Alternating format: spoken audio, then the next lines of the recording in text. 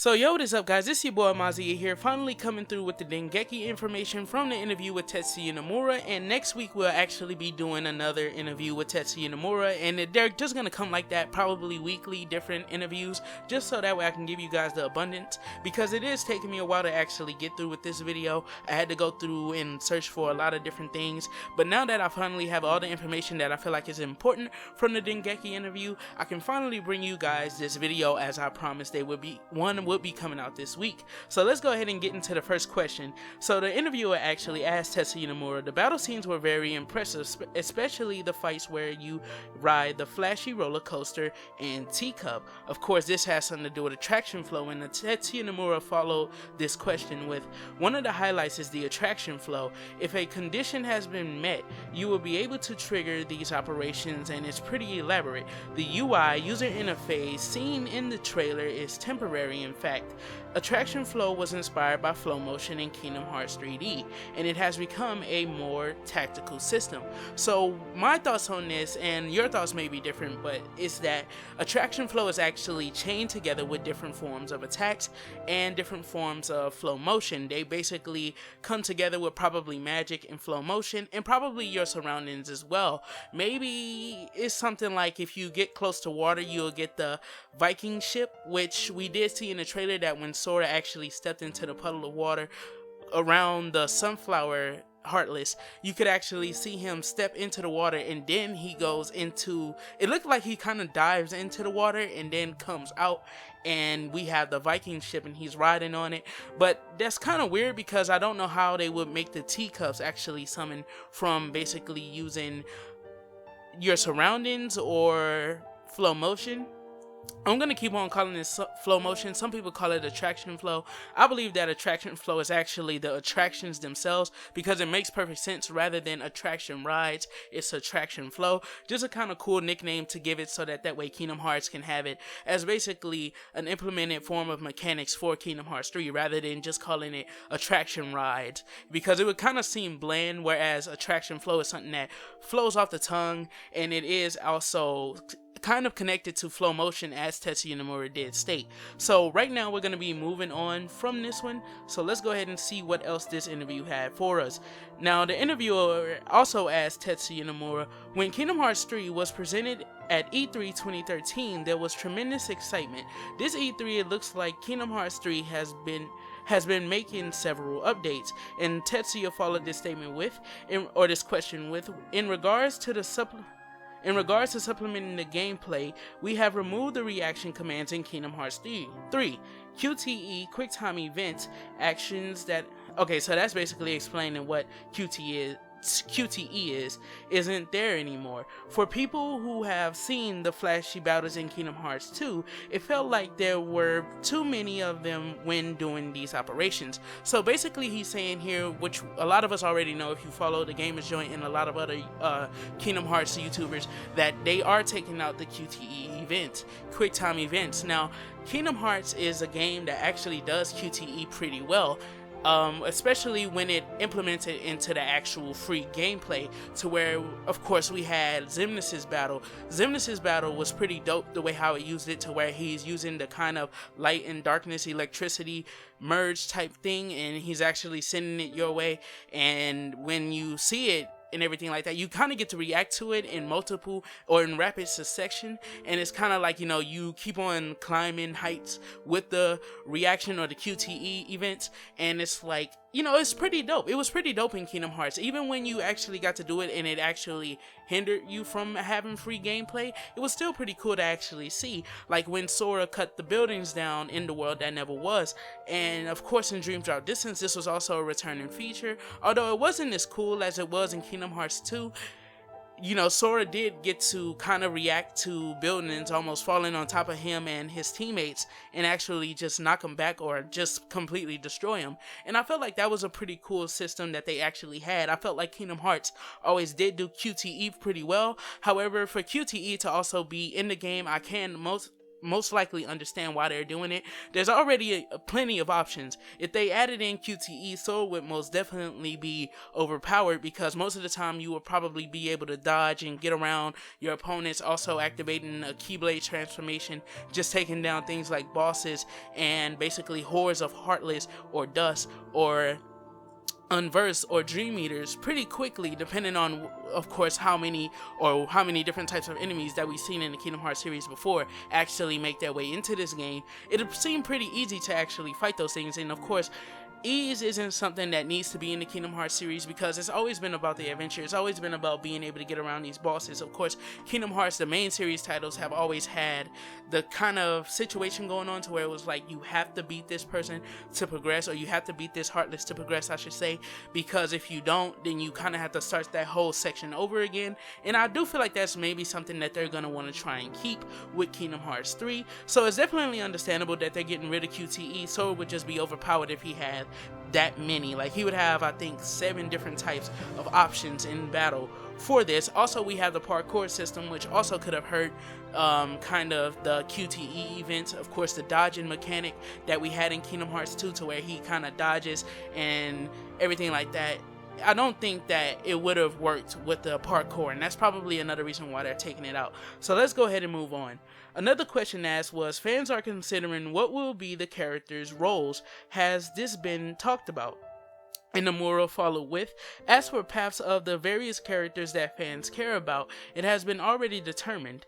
The scenario was also determined in Kingdom Hearts 3D, especially which characters would come back and who are the 7 lights and the 13 darknesses has been decided. Don't worry, they will play a huge part. So right here he's talking about the rest of the 7 guardians and the 13 darknesses outside of Xehanort and Sora, Mickey, Riku, Kairi, and of course Xemnas, Xehanort, and Ansem. So we finally get to see exactly what everybody else's role is going to be. And it does seem like everybody else's role is going to be important. So we've always known, and this is actually confirming for you guys who didn't think that anyone would be coming back, everybody that we know so far is actually going to play a huge role, meaning they're also going to be getting their own important roles that we may see them carry out themselves. Meaning we may get to play as other characters at some point. I do feel like that will be the case. Of course, in certain situations, you are able to play as Mickey and Riku in Kingdom Hearts 2. And in this game, I do feel like for the ending battles, at least, we will be getting to play as other characters. Other characters such as Roxas, Lee, probably Riku as well at some point. Because of Dreams Drop Distance, I do feel like Riku will get his moment, or Riku probably will have his own playable mode at some point in Kingdom Hearts. Maybe you have to beat it in its hardest difficulty, and then you release his Riku as a playable character to where you can go through kind of his own little short story, especially if we're talking about things such as DLC and stuff like that, especially with the generation that we're in. DLC is something that could come out with Kingdom Hearts 3. However, I highly doubt it. We haven't really seen any kind of DLC with Kingdom Hearts beforehand. However, I do feel like that could possibly change, especially with all of these different characters that are on the 7 Guardians and the 13 Darknesses. Although we probably won't play as any of the 13 Darknesses, I do see us probably playing as more than Sora when it comes to the 7 Guardians. Of course, we're going to be having Ventus reappear, Aqua reappear, Riku, of course, is going to be in the game. Kairi, for the first time, is going to be wielding her Keyblade and actually be adept with it and actually be able to fight with it. So I'm definitely feeling like we are going to be getting kind of different stories and different pieces of information where we kind of don't see the characters too much in the story and see what they were up to. Probably as DLCs, probably free DLCs and stuff like that. We'll just have to wait and find out, because Kingdom Hearts at most is probably still a year to a year and a half away. So probably when we get around that, once we get past a year, another year for Kingdom Hearts of our waiting, we'll probably hear something about probably a day 1 DLC that probably just comes with the game for us to be able to play through Riku's part. I definitely see Riku getting his own kind of, DLC type situation going on, to where you can actually see what Riku has been up to for the pieces of the story that we actually don't get to see Riku, because of course that's imminent with Riku going out to do other things while Kairi is being trained by Yen Sid. Sora went to the realm of sleep again to actually go check on the dreams or the different worlds and stuff that he hasn't or they haven't revived yet. And he's actually going to be going through and completing that before we probably actually get to see him come back. And I actually made a theory about all of that, but that's not what this is about. So let's go ahead and move on. This was a damn good question, and that's why I'm doing Dengeki first. They had the best questions when it came to asking Tetsuya Nomura stuff that everybody wanted to know, especially with how dry Kingdom Hearts news has been. So let's go ahead and get into the next one. Recently in the Kingdom Hearts series, the command deck was the heart of the battle system. Is it a part of Kingdom Hearts 3? Which Nomura followed with, it will not have the command deck. It'll return to the traditional command types such as attack and magic. Spin-offs were a way to freely challenge ideas. In the numbering titles, it would be good to use the traditional system, so I thought Kingdom Hearts 2 could match Kingdom Hearts 3. Now this makes a lot of sense. However, I don't see where the idea of Kingdom Hearts 2 matching Kingdom Hearts 3 actually helps the idea. However, it is a good idea, and for the reason of simply that Kingdom Hearts 2 and Kingdom Hearts 1, I believe Kingdom Hearts 1 probably sold somewhere around 10 million copies, and I believe 2 sold 15 million copies. So of course, with these numbers compared to the spin-off titles, people are going to be more used to the original gameplay type, meaning that the majority of fans that are going to be purchasing Kingdom Hearts 3 have never played spin-off titles, meaning they don't know anything about the command deck. They don't know anything about setting up your moves and just being able to press X and there you go, and the rest of it is just you being able to fight. Now I will state this because it does kind of hurt this idea. The command deck probably would have been good with how many options we actually have in Kingdom Hearts 3. Of course, we have Keyblade transformations. Of course, we have things like attraction flow, flow motion once again, and we don't know if these things need to be activated manually, meaning that you're probably going to have to press multiple buttons to actually be able to pull these type of things out. So let's say, for example, you have to press L1 and triangle to actually move into the attraction flow attacks, and whichever condition you have met, it activates that attraction flow. It would have also been good to have the command deck on hand for us to be able to just simply pull out the magic, and it definitely seemed like the command deck was actually returning with the way how Sora fluently moved in or weaved the magic into his combos. But it doesn't seem like that's going to necessarily be the case. But like how I said, it does kind of hurt the idea of there being multiple different forms of attacks and not having the command deck, because command decks gave it that accessibility and that level of freedom that you were just able to just press one button rather than having to swift through the whole board. I mean, not board, but I forgot what it's actually called, the command types. Exactly, you know how you have to switch between magic, attack, and everything like that. It is gonna hurt that due to the fact that the command deck was kind of a free option for you to just do it and have everything set up, and you can actually put it in a chain, like a chain of succession type thing going on, to where you can have your Mega Flare, and then you can have Dundega and stuff like that, and you can set it up for boss battles the way you like, and you can test and experiment with it to actually get the best out of the command deck, and it will be more swift, and it could be chained into your attacks, and the magic could be used more freely with the command deck. However, I believe Tetsuya Nomura knows what he's doing. Like how I said, knows what he's doing. Like how I said in another video, I have complete faith in him due to the fact that he is the same guy that has brought us these amazing entries so far. So I do believe in Tetsuya Nomura, Tayasue, and the rest of the team when it comes to them deciding on these type of things. And hopefully it's pretty cool. Hopefully it's good, and hopefully it's better and more fluent than it has been ever before. And the way how we saw Sora actually do or weave magic once again into his combos, I definitely feel like this won't be a problem at all. So let's go ahead and keep moving. Around what time will Kingdom Hearts 3 be releasing? Tetsuya Nomura followed that with, its scheduling has been decided, but I can't answer that just yet. In order to enjoy the anticipation for the expansion, we are now promoting the production towards completion. So this is a cool comment. This is a cool comment that helps the whole idea that Kingdom Hearts is going to be releasing in 2016 sometime. Because we have to look at the second sentence of what he said. In order to enjoy the anticipation for this expansion, we are now promoting the production towards completion. Meaning that for Kingdom Hearts 2 to have been at E3, and it's going to be coming to both D23s in America and Japan, Anaheim, and I believe Tokyo, Japan, we're actually getting that promotion right now, the promotion till completion. Now, when he says this, we have to actually put this into kind of context.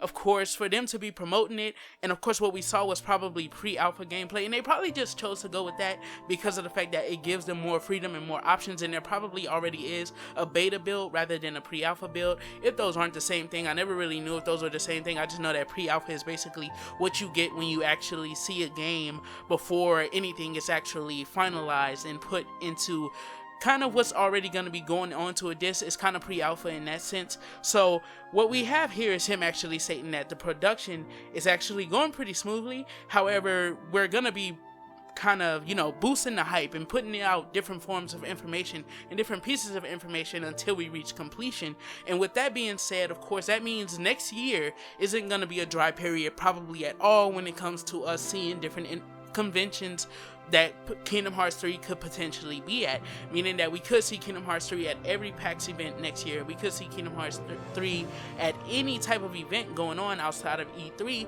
like how we saw it this year, and D23 next year. No, there won't be a D23 next year, but of course we'll be seeing it more next year due to the fact that they're going to be promoting it through all the way through to its completion, meaning that Kingdom Hearts could be close to releasing, or pretty much closer to release, since they're already promoting it by bringing it out at D23 and actually bringing it out at E3 once again this year. Now, we don't know if they had to start over once again with the new engine. Of course, they're running on Unreal Engine 4 this time around, or they actually had to switch from Unreal Engine 4, but it does seem like they brought over their progress and just enhanced and did a few things that needed to be improved for, of course, the Pixar movies actually making their way into Kingdom Hearts. So let's go ahead and move on, and I believe we're coming to the last 2 to 3 pieces of information that we have. There were other elements that have appeared from the series. Is this what you have imagined? And Nomura said, that's right. While we were aware of the fact that this is a numbering title coming from Kingdom Hearts 2, we have incorporated what we have learned from spin-offs. The amount of flashiness will be big. Since it has simple controls that can be played by anyone, it doesn't necessarily change the basis of the Kingdom Hearts series, so please do not worry. So right here, he's just basically telling us that if you play Kingdom Hearts 2 or if you play Kingdom Hearts 1, you could pretty much jump into this and you'll be able to play with the new additions as well. So basically, this falls back into what I already explained before, to where it's kind of like the people who have bought earlier entries, earlier numbering or numeric entries, will basically get the most out of this due to the fact that they're keeping the system to its roots when it comes to numbering entries. So there's not really much to say here, so let's go ahead and move along. Mr. Nomura, since you are the one that is writing the scenario this time, how is the progress coming along? And Nomura followed with, since we are arriving near the conclusion of the Xehanort in Kingdom Hearts 3, the outline of the story has been solidified, but not necessarily the direction where the Kingdom Hearts series is continuing to head. Wait, did I read that wrong? Yeah, I read it right. Is continuing to head. We are still trying to decide where to go from several choices. So right here is actually what I made the True Seeker of Darkness video about. Where is Kingdom Hearts gonna go in the future? Of course, we have a lot of different things going on, and a lot of different things haven't been set up already, and it does seem like there is a lot of options. So that means if there's a lot of options for Kingdom Hearts to go on, then there's basically some of these options, at least probably 3/4 of these options, are already being incorporated into the story right now, and they're just trying to find out exactly what piece of the story can they actually take and move along with. Now, we did have Marluxia, Larxene, and stuff like that coming into the picture, and I was going to drop a theory about them returning, but they were going to return as good guys in my theory, so I can't put it out. Well, I will put it out in the future and you guys actually see it. So basically what he's saying here is that we have a lot of options to actually continue Kingdom Hearts with. However, we don't know which one is going to be expansive enough for us to actually keep this series going, in a sense that it'll be going on a leg that it can keep going, basically what I'm saying is it can keep going and it'll basically have another saga off of what they decide to continue with. And this is a very hard process, of course, with storytelling. And while Kingdom Hearts does tell a story that is kind of confusing for some people, it's definitely good that they're actually taking these ideas into consideration. I remember back in 2014 at some point, Tetsuya actually said that he was overviewing and reviewing the story with Tetsuya Nomura just so that way they can make sure that any loose ends in this saga alone actually get cleared and actually get cleaned up, so that way next saga they can actually make a story that's, I wouldn't say coherent, because Kingdom Hearts story is coherent. You just have to realize that it's an expanding world with each entry. So Kingdom Hearts is basically, you know, he wanted to make it more understandable. They want to get it more understandable so that way it can reach out to more people, rather than having this complex story to where whenever someone wants to become a part of this fan base, or whenever someone actually buys into an entry, they'll actually be able to pick up the games and finish the Xehanort saga and come into the next saga and not have to worry about trying to learn everything like how they had to with the Xehanort saga. So this is a very good statement by Tetsuya Nomura, and it's basically going to help the publicity of Kingdom Hearts 3, especially with what Tetsuya said last year about basically making sure that the story ties up any loose ends, so that way there won't be any confusion when the story continues. And this is also very good because this means that they're revising the story so that way we won't get no bullshit continuing saga next saga. So let's go ahead and move on.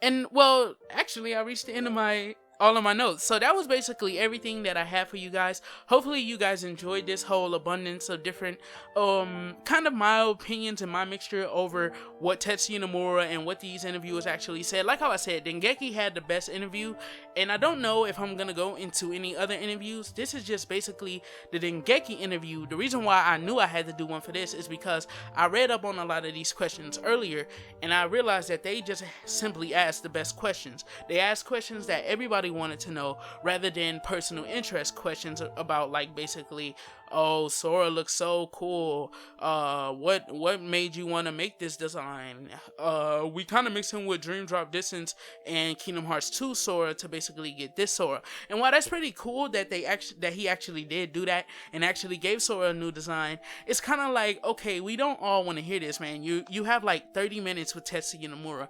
Ask him some questions that are going to be pretty significant to us when we actually take the game out of the cellophane, open the disc carrier and put the disc inside of our PlayStation 4s and Xbox Ones. What are we going to be experiencing? This is what we want to know. We want to know how fluent is parkour going to work. And it just seems like Dengeki basically did the best job, and I really have to give a clap to Dengeki because they did a very good job with this interview. Their interview had stuff that a lot of people want to know, and a lot of stuff people need to know for the future, because there's people who may be skeptical about Kingdom Hearts 3, and now that they've actually seen this and they know that Kingdom Hearts 3 is going to be revitalized and taking a lot of stuff from Kingdom Hearts 2 and spin-offs and actually putting them together in a sense that a Kingdom Hearts 2 fan will be able to pick it up and play it, and a Kingdom Hearts Birth by Sleep starting off fan will be able to pick it up and play it. And that's the best type of interview that you can get for a numbering entry, especially an entry that's going to be this big in the series. And I definitely feel like Dengeki just did a damn well good job with this interview with Tetsuya Nomura. Now, could they have done a little better? Yes, because there were personal questions in their interview, like they wanted to know why Sora seemed a little bit taller to them. The interview wanted to know that, and it's kind of like, okay, we don't really care for that. You could have switched that question to at what point in the story will Sora be getting these new abilities? How do these new abilities function? Will they all be as free as we've seen the ones that we've seen, such as the Keyblade transformations, where they all have the options to where you can basically become the type of fighter that you want to? Or we saw that the cannon actually stopped working when Sora touched the ground. Is this only something that works in the air, so that way you can make the most out of the cannon and stuff like that? See, that's the type of questions that we need to know. However, these was a lot of questions that everyone did need to know, and everyone probably did want to know, and I'm happy that I was able to actually bring this video to you guys. It was kind of hard to do it yesterday, and that's why I didn't come yesterday. However, I was able to get it done now, and hopefully you guys enjoyed it. So this has been your boy Mazia. Don't forget to do a little A-class gaming in everything you do. Don't forget to keep it A-class, and I'll see you guys in the next one. Peace out, Kingdom Hearts fans.